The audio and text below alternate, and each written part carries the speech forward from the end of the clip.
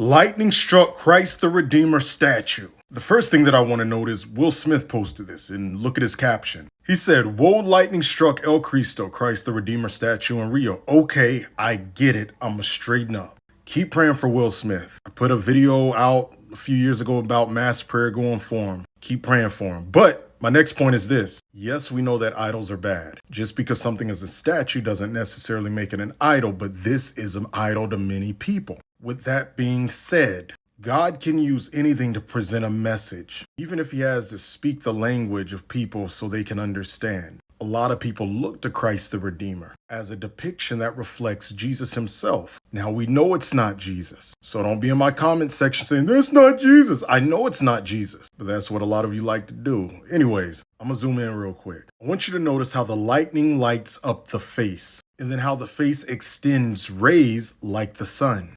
I find this interesting because when the book of Revelation mentions Jesus, notice what it says. "And his face was like the sun in all its brilliance." Not only that, but look at this and what it says about his return.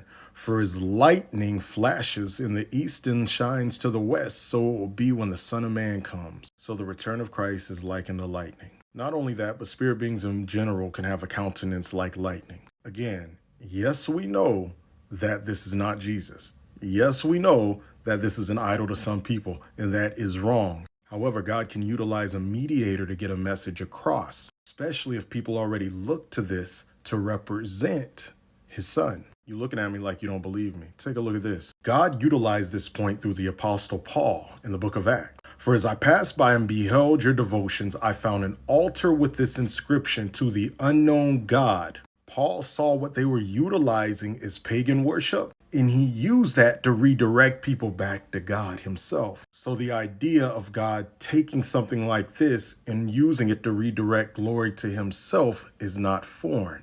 I believe it means, as scripture shows us, that the return of Christ is near. Do not think that this is a coincidence in the midst of devil worshiping in the Grammys, the year 2020 and how that went and how things are still going, and just other forms of warfare. I'm not saying he's coming back tomorrow. We don't know the day or the hour, but we're closely approaching the season as we're seeing the signs that he mentioned in scripture.